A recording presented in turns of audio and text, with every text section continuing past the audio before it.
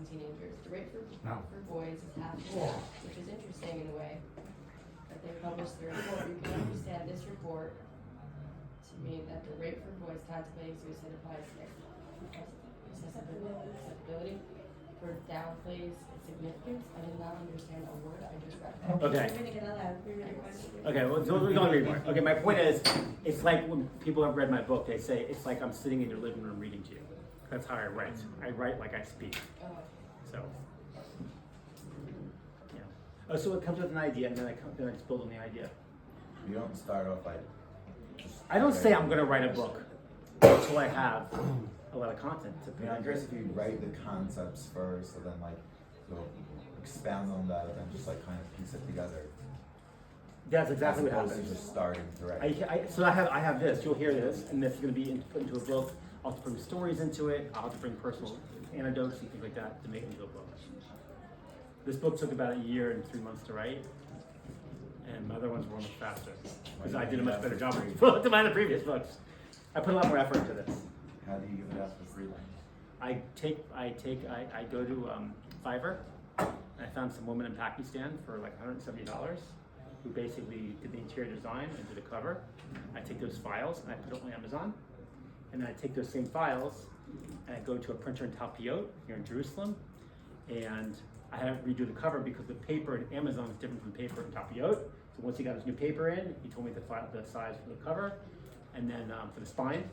And then I sent him a new file, and then I printed 1,000 copies. It cost about $2.30 a piece. It took a year's worth of work. Yeah. And then I found that there's some mistakes in here that were not some of the designer's fault and some of my fault. Like for example, you have a page on Word. An editor after this? Huh? Someone edited it, or you just I did it myself now. And I'm gonna, when I in the next few weeks, once I finish Sunscreen Love, I'm gonna go back to this woman. I'm gonna make the fixes in this, and I'll print. Hopefully, I've given up about half the books. I've given up about 500 books. I don't know. You do it like as a hazard, it seems like, but you do it just for. I don't do it for money yet. Well, if I sold the books, not as many people would read them, right? It's not true. Maybe it's a marketing strategy. Oh, I know. I've had 600 books. No, if I have to sell them, then none of people are gonna buy them, so I just give them out. If they're expensive, people are gonna buy them. Huh? If you make them very expensive, people are gonna buy them. If I make them very expensive, Yeah. you can buy them on Amazon if you want to $15. If you want to buy it, you can buy it, or you can download it for free. Free one and rather buy it. I also made it. I want to make it accessible. $50 is nothing. So I put it on my coachradner.com. I downloaded it, so you can, if you go and put an email in, you can get this book, and Sunscreen Level should be out in a few weeks. I took off my other previous books because I just want to keep my good stuff up. And then I also read this book on my podcast. I sat in my bedroom and I read each chapter. It took about 12 podcasts, and you can listen to it. I make it accessible. What? $1 is $1,800. What? She's asking about currency.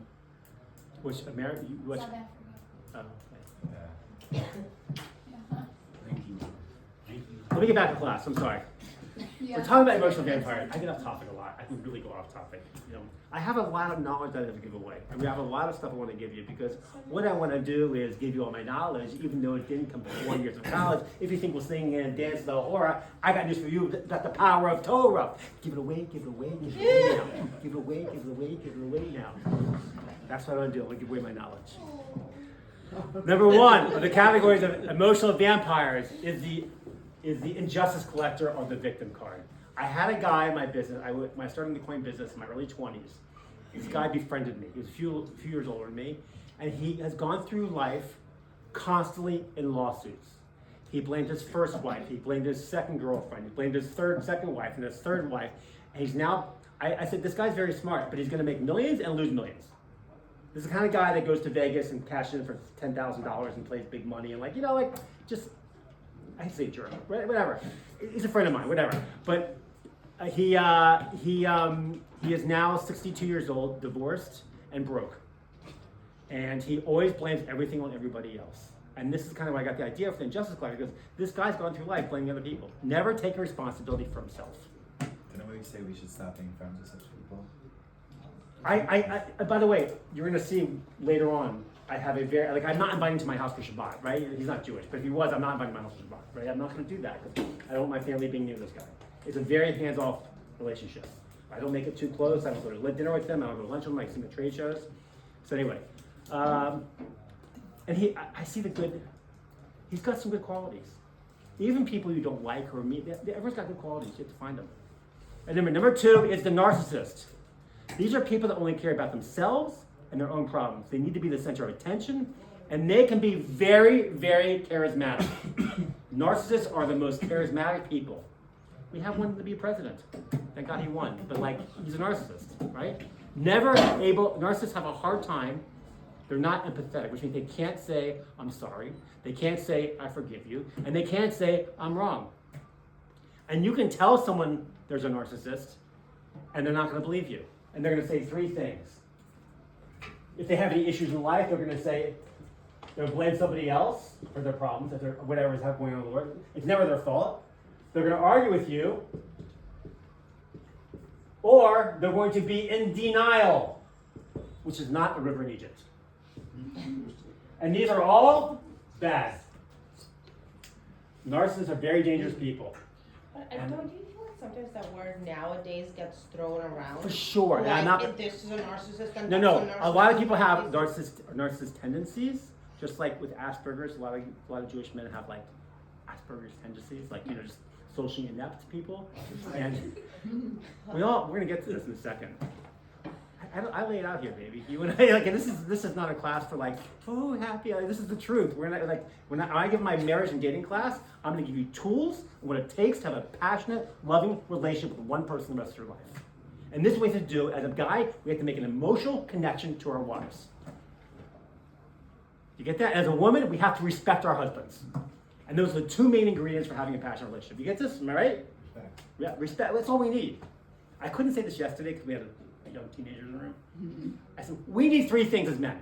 We need food, we need sex, and we need respect. And everything else is a bonus. Right? Michael? Yes. Keep looking at you. No, just kidding. Okay. Typical traits of narcissists: they like to be admired. They think everyone's envious of them. They could be arrogant. And there's a bunch of other ones. I'm not going to get into it. So we have to be careful of them in our life because they are very, very charismatic. And they can end up sucking the energy out of you because they feed on people who are empathic. How do you see that in the beginning with that? We didn't. Before getting into We a don't. relationship? You don't. And that's the issue with There's no way narcissists. to Very, tell. very good. Very good. I find with people that I've met that are actually true narcissists, and it's not always the case. Like I said, a lot of people have narcissistic qualities but are not true narcissists. Sure. But a narcissist will come and they love bomb you, really. In No, the they're beginning. amazing. They are the most charismatic. They walk into the room and they will make you feel, but just as quickly as they are going to make you feel that great, that's as quickly as they'll discard you once they're done with you to move on to the next best thing. Yes. And that discard is really hurtful. No, they feed on empathy. People who are empathetic. People who thank God, my wife and I are empathetic. We like to help people. We like to teach people. We invite everyone over to our house for a meal. We really like to help people. It gives me a lot of pleasure out of it. And so we get sucked in by them sometimes. What happens if you marry a narcissist? Oh my gosh. There's no way to tell. You Get said divorced. there's no way to tell. Get divorced. Yeah, I would say to get divorced. I mean, there are times, by the way, in my previous books, no hope for them, versus my wife said, according to my wife, she said it takes about at least 7 years if they want to be helped, at least 7 years of therapy. But they're not Is your wife gonna, up there? if they're as bad as you say, then they're not gonna even know. Right, if they want to be helped, that's the issue. They don't want to be helped. They don't think anything's wrong with them. They think they're fine. It's very, listen, it's a topic I am not an expert on. I don't want to tell you about narcissism because I am not an expert. But I'm going to learn a lot about it. Since I'm writing the book now, I'm going to start learning a lot about it. Once I get to that topic, narcissism, I'm going to start reading books about it. I'm going to now I assume this book's going to take well over a year to write. And we're starting this week. Very exciting. So, huh? I said good luck. Thank you so much. I love that accent. You just talk all you want.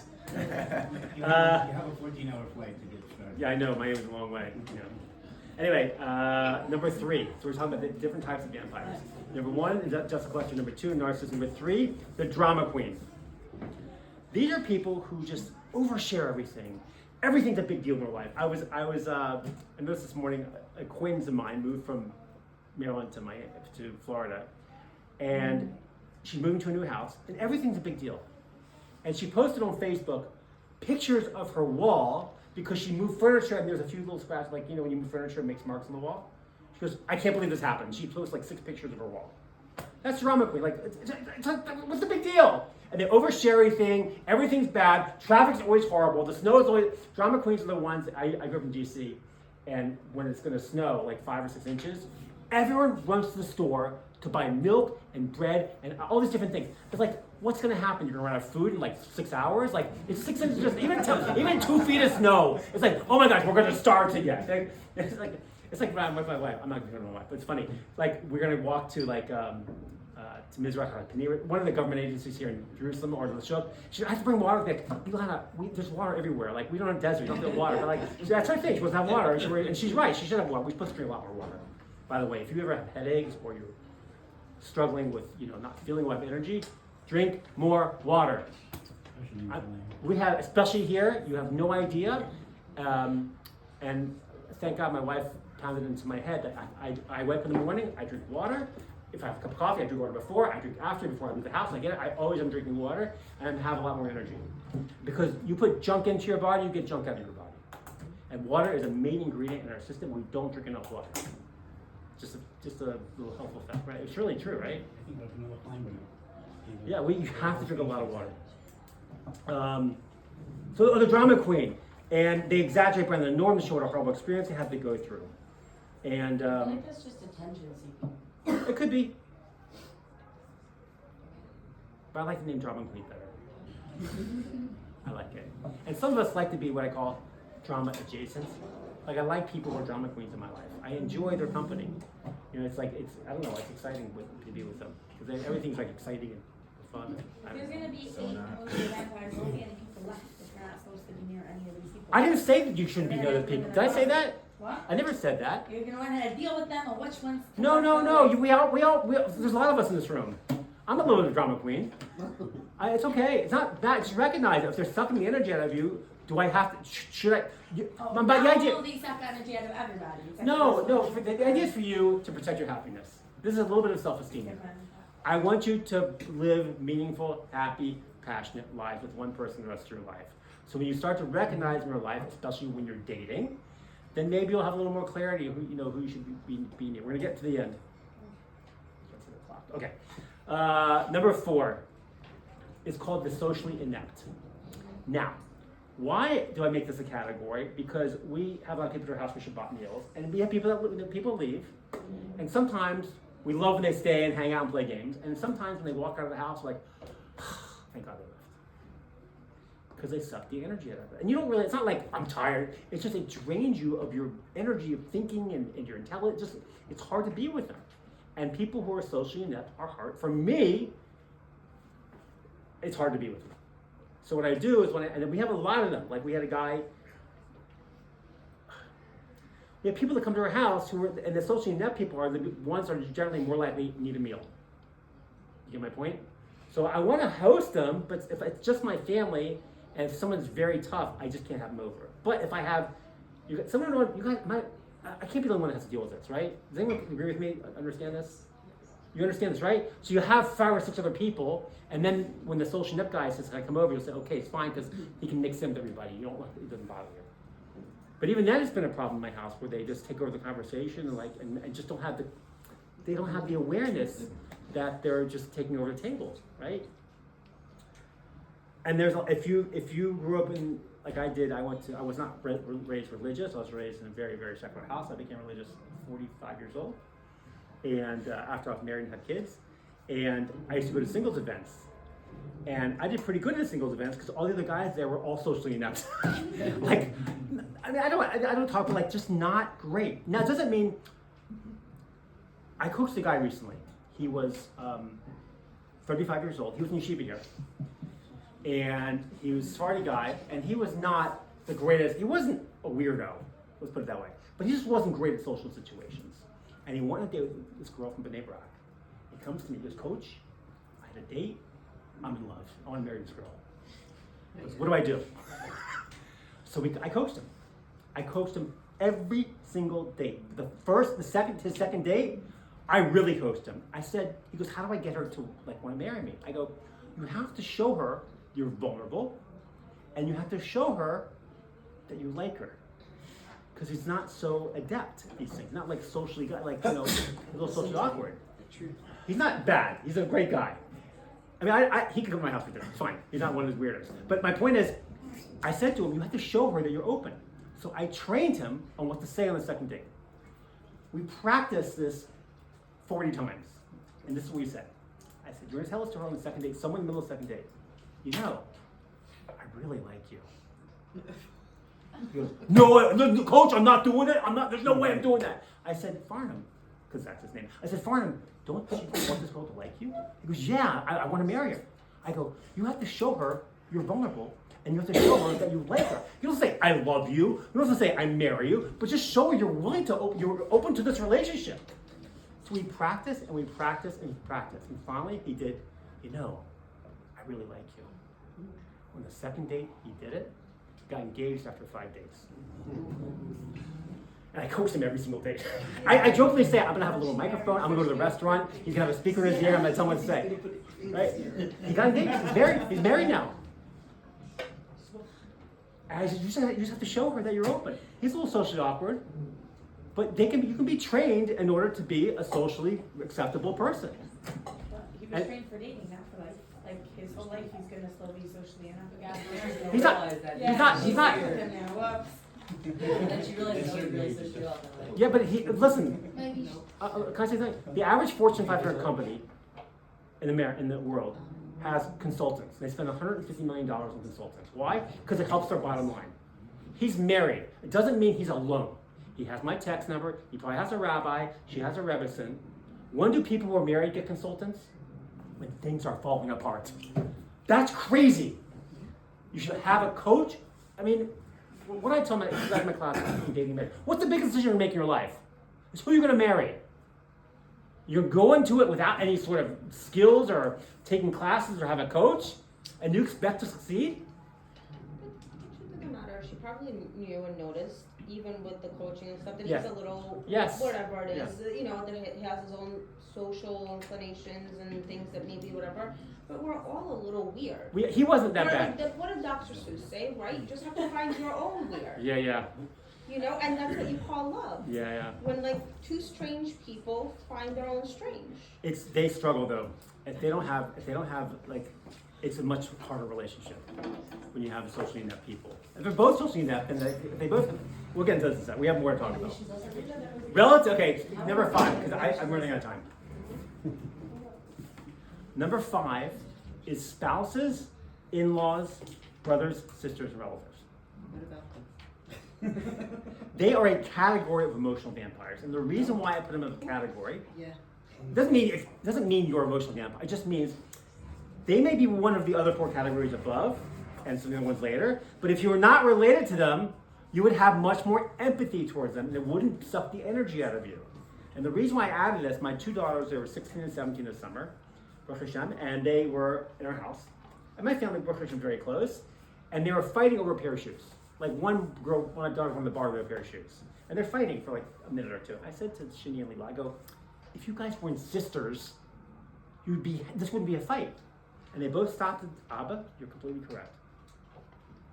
We wouldn't be fighting if we were friends. They'd let them borrow their shoes. In fact, they loan their clothes to friends all the time. But your brother or sister, because they're so close, because we have relations that are close, especially your wives or your husbands, it becomes and this is why I teach all the time to think before you speak, especially in a relationship. It's so we react immediately. I'm gonna give the example I think I gave this week on Shabbos morning. I came home from shul. I usually put the food in the blech. You know, I came home late because I stayed for Kiddush and was talking to people. And sometimes, most of the time, my wife would put the food in the blech. I came home, the food wasn't in the blech. And I could have said something right there. I didn't. I said, why am I gonna start this? If I say it, why don't you put the food in the blech? You know how my wife takes that? Or any woman? Criticism. It's criticism. And I don't think most guys are, well, I have to make it that. No, it's criticism. And we criticize all the time without even thinking about it. And I said to myself, you know, it's funny, I'm teaching this class. I'm only teaching you guys because it makes my life better. I mean, I'm doing it for you, but really it's for me. And I'm not kidding. If you want to have an awesome marriage, write a book on marriage. And you're laughing, And it is funny, but I'm being kind of serious. Right? No, it gives you the ideas. It gets, my wife says, well, to me, goes, if I'm doing something wrong, we're not paying attention. What about the 4 A's? Attention, affection, appreciation, awareness? I'm like, didn't you write the book on this? I'm like, yeah, I guess and I do it. I do what I'm supposed to do. Because for me, the most important thing in my life is having an awesome marriage. And everything else flows down from that, right? This is why I gave the parenting class yesterday. My kids, I said, Albert, you got to give a class on parenting. Yeah. You missed it yesterday, right? Okay. And also it's volatile, you have no choice to interact with these people. So you could have, you have a mom who like, by the way, if you don't get along with your mom or your dad, if they weren't your mom, you might be best friends with them. Do you get that? And the reason why I put this into a category, I have someone in my life who's very close, it's relative, and it's hard for me to be with them. It's very difficult for me. I can handle 20 minutes, half an hour, and after that, I'm like, it just sucks the energy out. It drains me of energy. And they're in my life. And I love them, and I have to have them in my life, but I have to figure out how to make that relationship healthy. And we all have those people in our life. And I was in college, and one of my best friends, he had an issue with his brother. He didn't like him, they didn't get along. He said it's annoying, whatever. And after college, I ended up meeting his brother. And I could see how his brother was a little annoying to his brother. But to me, it wasn't annoying because I'm not his brother. You get that point? And that's why I caught the idea that the person in my life, if they weren't my close relative, I don't want to say who, it wouldn't be an issue because that person, when we became Shomer Shabbat in 2010, they started coming to my house for meals. And then they go to other people in the community for meals. And I had a hard time. I could only have in my house if I had like a bunch of people. But the other people would have this person. And they tell me, oh, this person who's related to you is so nice. I go, is it weird? He goes, oh, it's slightly off, but he's fine. They had no problem with him. It's only because I'm his brother, because I'm related to him, that was an issue. Do you get my point? I can't handle it, but you can. Just like your sister, maybe you don't get along with her, you can't handle her, but she can. But they're so close to us, they cause their greatest energy. It's just to recognize that if they weren't your brother or sister, or your parents or in-laws. You have a question? Why is that? I'll tell you why. I'm going to tell you why. So imagine like, The expectation. there's an idea called sticks and stones will break my bones, but words will never hurt me. Now, if you're 8 years old and some other 8-year-old kid in the neighborhood says, you smell, like, you just cry for 2 seconds and you go home, you forget about it. It's not a big deal. But when your wife says something to you like you smell, it hurts. It stings. I'm just saying that because it came into my head, right? But it hurt. Do you understand my point? It hurts. It stings when someone's close. So this is why you think before you speak, especially with your relatives and your spouses and your in-laws, right? Yeah. I mean, Uneasy. and by the way, we see an example in this. The sons of Yaakov, right? Yaakov displayed towards Joseph. He played a favor. Why did he play a favor to Joseph? Why did Yaakov specifically love Joseph the most? Come on. He's trying to save her wife. Right, because he loved his wife, the mother. He really only wanted to marry Rachel, right? He had to marry Leah, Bill, and Zilpah. Next thing he knows about, like, oh, poor guy. Anyway, but like, because he loved that person. He loved his wife. And so he played favorites. And this is an issue in a relationship. And I talked about this yesterday. You missed something, I can tell you right now. A very important concept in parenting. My sister asked me after my father died. My sister asked me, usually in context, I'm the fourth child of 4. I'm 3 years old younger than my brother, 10 and 13 years old younger than my sister. So big range, 4 kids. So my sister said to me, who I'm very close to, very close. She said to me, I'm going to see her on Sunday in Palm Beach Gardens. She said to me, who do you think Dad's favorite kid was? You know what I said? I said, that is the stupidest question anyone's ever asked me.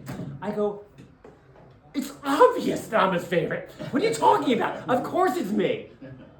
See, from my perspective, my father took me to horse races in Rosecroft in Maryland. He took me to all the coin shows I used to go to, into the coin stores, and he came to all my shows at the high school and in college and junior high school. He'd sit in the front row, and when I finished playing the piano or singing and dancing, whatever I did, he'd stand up and go, yay, yay, and embarrass me, right? And of course I do with my kids now too. So my point is, of course I was his favorite. And my sister said to me, we all feel the exact same way. And that was a game changer for me. You realize when you're raising kids,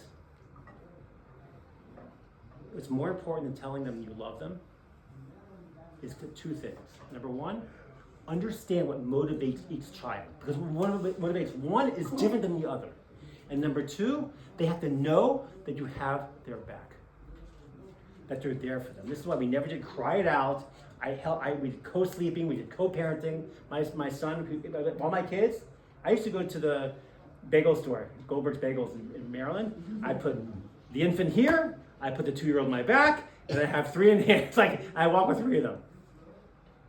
Because my kids are close to me, and they grow up as independent, secure, no anxiety, no depression, because they know we had their backs. Very important role in parenting.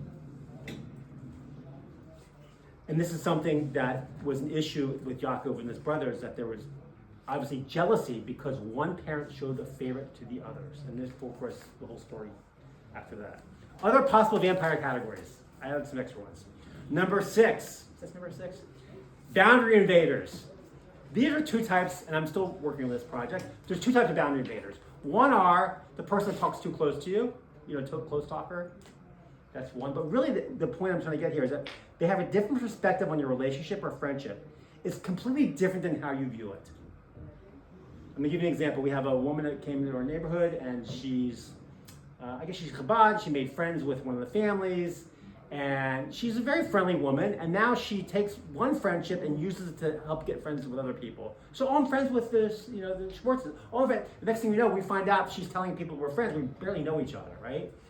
I call it boundary invader because they're crossing the boundary of what your relationship really is.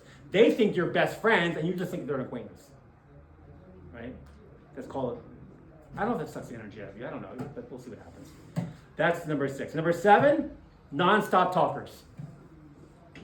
Non-stop talkers. These people drain me of energy. I remember I was on a date in my 20s with a nice young lady, and she wouldn't stop talking, like non-stop. Every single second she had to speak. I felt bad. I said, oh my gosh, this poor woman, this poor guy. Thank God she's a sweet woman, but I can't, too much for me. Why do they talk so much? I'm still trying to figure that out. One is because they're compensating for something. They're scared of silence. Huh? They're scared of silence. Well, why are they scared of silence? It could be that they got paid no attention to when they're young, and so now they have a chance to talk. They just want to talk. It could be a lack of awareness, and that's a big issue. We have someone comes to our Shabbat table who's great. I really love them, but sometimes they just don't stop talking. And they don't have the awareness. And by the way, in relationships, I talk about the 4 A's, attention, affection, appreciation, and awareness. Awareness of other people in the room.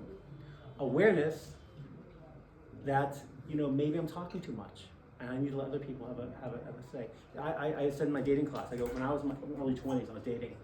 I couldn't get a second date. And my friend said to me, stop talking and just listen. I said, really? He goes, yeah, because women want a guy that listens to them. I'm like, I had no idea. And we think we need to talk, and sometimes we talk. And by the way, another example. I was giving a lecture in Chicago, and a woman comes to me after class, and she says, my husband walks out on me when I'm talking to him. And I said to her, I do the same thing sometimes.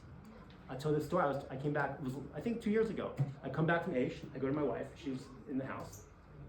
And she starts talking to me about something. And next thing I think in my head, I got chocolate glazed donuts in the kitchen. I just walk out of her. And she says, Daniel, because that's my name, Daniel, where are you going? I go, I'm so sorry. I just thought about the donut. She goes, I'm in the middle of talking to you. And so I came to the conclusion, you don't have to agree with me, that just like men need to do a better job of connecting to their spouses, by listening to them, women need to understand, we only have so much bandwidth. We can only take in so much conversation. We like to share ideas. Michael and I can go to a Heat game, Miami Heat game, right? And we're watching, I don't know if it was a Heat I have game. season tickets. I'm going to the Heat game, right? Michael's taking the Heat game, right? And we can say 5 words to each other. We have a few beers. I'm not going to drink beer anymore. I quit beer. We have some peanuts, some ice cream. I'm not calling you Sorrel. I'm okay with that. And then we have a good time together. You ever watch an NBA game maybe you could woman that. I don't know. But like, if you're watching an NBA game, 7th game of the finals, and the seats are a fortune, and there's 2 women sitting 3 rows up, center court, awesome seats, $5,000 a piece. What are they doing the whole time? They're talking. It's crazy. What are you talking for? It's a game. They're talking the whole time. Because that's how women connect.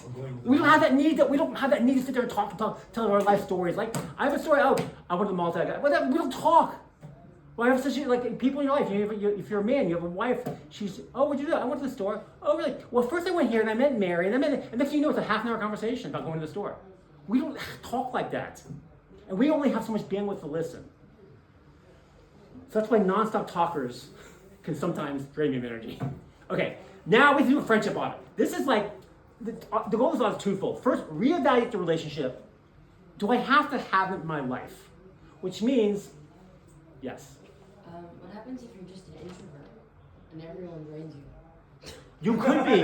Oh, No. Everybody. No, for sure. No. The first question I'm going to ask you, which is not in these classes, am I introvert or am I just terrified about being in social situations of low self-esteem? No, some people are just introverts. No, I know. I have a lot of introverts in my life. We all have parts of introvert. Sometimes, I like having 20 people for Shabbos, and then okay, I'm ready when everyone leaves. I need to read by myself. I have both of those. Just like sit and think. No, everyone drains you, for sure. Right. Yeah, so you stay at home and read a book. That's what you do. That makes you happy. And you should probably be friends with, you're probably gonna be friends with other people who are introverts because you just don't want to talk so much. You still like to share ideas. You still anyway. So friendship audit. Do I have to have this person in my life? And if I do, I have to set up boundaries so this relationship can be as healthy as possible. How do you evaluate? So for example, I did business with a guy in Virginia who I knew when I started doing business with him didn't like Jews. But I knew I could make a lot of money off him, so I went in there, and I didn't talk about Judah, but I wore a hat. Oh, actually, then I wasn't religious. Actually, funny, I wasn't religious back then. I used to see outside and have a kippah on. But once I started wearing kippah, which was a big deal, especially in your 40s, I put a hat on. He knows I'm Jewish, and I see him all the time now. He knows I'm Jewish. He knows I'm from living in Israel. And now he's become very, didn't like blacks. He's like this good old boy with a gun. He drives a Corvette and country, they don't like gays, blacks and Jews, that kind of thing. But now he loves me. And he loves Israel now, because now he's become very pro-Trump and right, whatever. But it's, I won in my life, because I make a lot of money off him. There are donors to a lot of Jewish organizations who are difficult to be with. They might have Asperger's, they might have, There's someone who's a big donor around the world, the Jewish world, and they're very difficult for me to be with. They have Asperger's, probably undiagnosed, and everyone kisses up to them because why? They have a lot of money, and they give a lot of money away. So you have no choice but to have that person in your life, right? I would say if you're going to go into business and you only do business with people you like, you're going to not have a very successful business, right? You have to do business with people you don't like, people that aren't Jews, whatever. It's part of life, That's what's great thing being in Israel, and mostly everyone here is Jewish. If you're doing business in Israel, of course you don't make any money either, but that's a different story.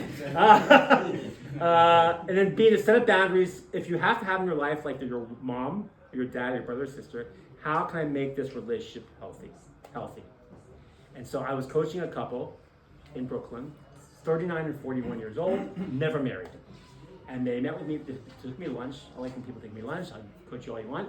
And I got married actually, have lunch with me. Anyway, so they want to get married, and their parents hate each other because they're both involved in the same business. Both parents are involved in the same business, and one I get the story. Supposedly one cheated the other parent. The couple. There's animosity in the parents, so the parents don't want them to get married, obviously. So he asked me, what do we do? And it's not easy. When I'm giving my advice, I'm really have to listen. In this situation, was not so quick, and I listened to them for an hour. And afterward, I said, I think you guys need to get married and get the hell out of New York. That's what I said. Their parents looked at me. I said, you should get married. I said, if you were 20, 21, I might say something different. But you're 30, never been married. Get married. They love each other. Just get out of town. It doesn't mean you can't do the 5th commandment and the 10 commandments on your parents. It just means you have to do it in a different way. You're not going to see him every single Shabbos. You might only see him once or twice a year. In my family, my sister and my mother did not get along. And my father said to her, when she went to college, this is in the 70s, get out of town. Go away to school. Don't go to any school in D.C. She went to South Florida, University of Miami, and she stayed in Florida. She got married. I'm going to see her on Sunday in Palm Beach Gardens. It was not a healthy relationship. My mom had a lot of baggage. I love my mom. My mom was awesome. She was amazing. May she rest in peace. And some have an idea. She's great, but she had a lot of issues. I even said to my mom when it was time for my wife and I to get engaged, I said, Mom, if you do the same thing to me that you do to my sister, you will not have a relationship with me and you will not have a relationship with my kids. I laid the groundwork down. I wasn't even from that, I had this clarity. I laid the groundwork down for her. I said, this is your choice. This is your shtick. This is a loving family. I'm a loving son. I honor you. I bring you flowers. I take you to lunch. I come to you for pay. Whatever. I come to for Pesach, whatever. I do things for you. I'll do anything for you. But if you act the same way to my sister that you do to me and my wife, I will not stand for it, and this will be the end of our relationship. I laid the groundwork down. And sometimes you have to lay the groundwork down. I meet lots of students here who I say, you going back to your home is not healthy for you. Your parents did the best with the tools they had. And they probably didn't have many good tools. They did the best what they had. And stop blaming for your problems. So many people blame my parents. Stop blaming. You'll never move forward in life. It's one of the, in fact, number one in this book, How to Cure Your Low Self-Esteem, is stop blaming others for your low self-esteem. And it might be their fault. It could be a teacher, it could be a job, it could be a boyfriend, girlfriend, it could be your parent, most like your parents or grandparents. Stop blaming. You're never going to move forward in life. Oh, I went to a kiddush last week, and this rabbi, it's a big rabbi, he had someone there sitting at his table. I could tell they were stressed in a relationship. The guy who was there was his fourth grade class with him. And now they're both living in Israel. And so he had a kid, she invited his fourth grade, because he's in fourth grade with him. So they had this relationship from when they were little. But now I can tell this relationship was not healthy.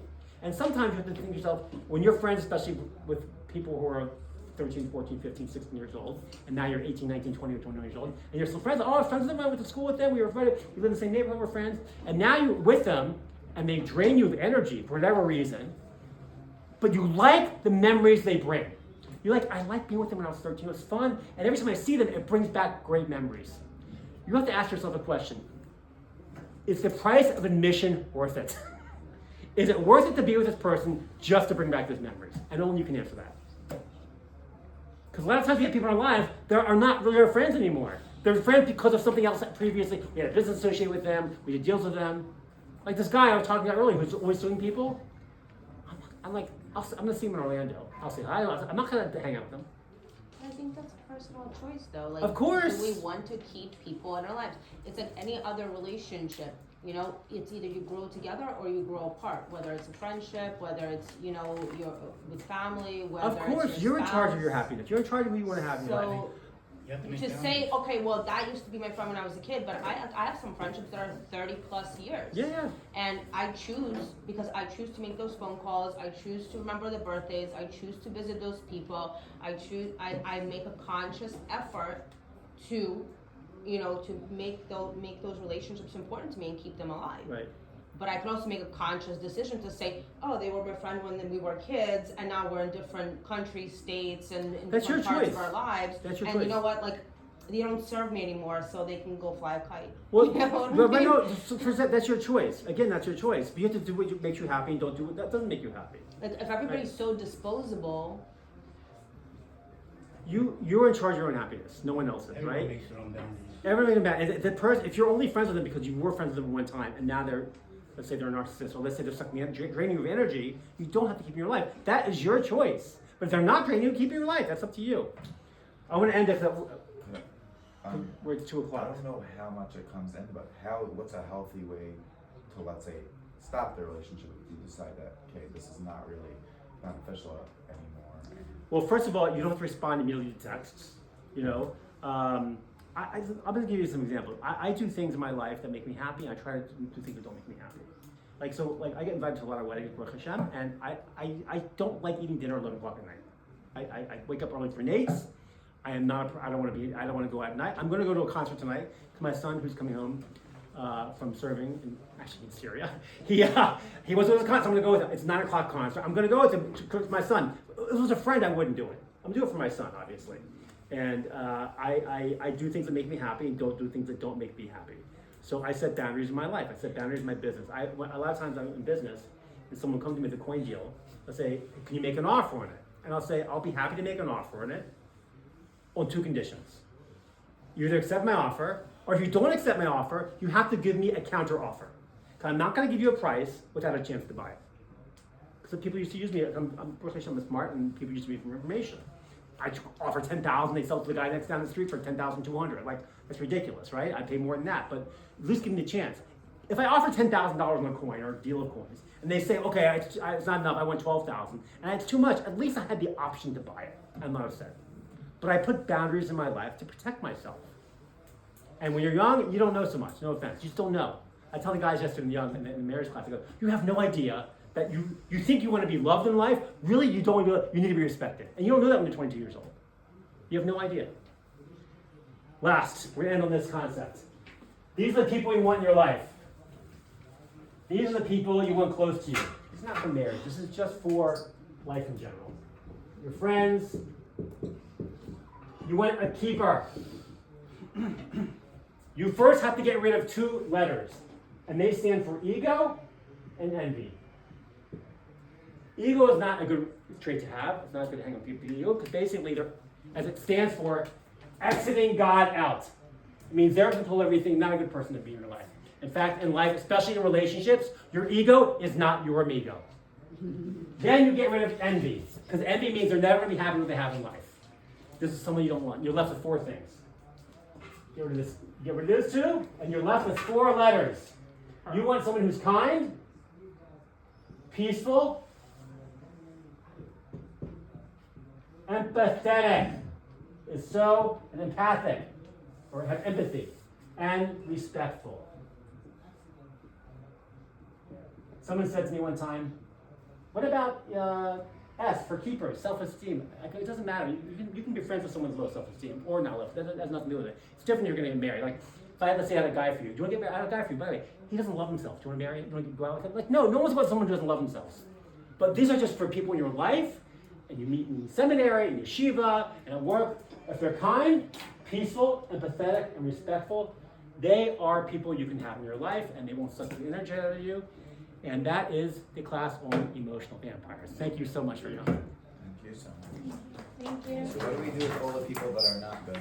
All who are not empathetic, ego, and no, Well, do you have to have in your life? No, what's their place in this world? I'm not saying for my life. There's so Oh. many people like that. What, do they just go Gosh, away? hopefully they learn Torah. Hopefully they learn Torah and they read my book. Hopefully they can come to terms and I was there one time.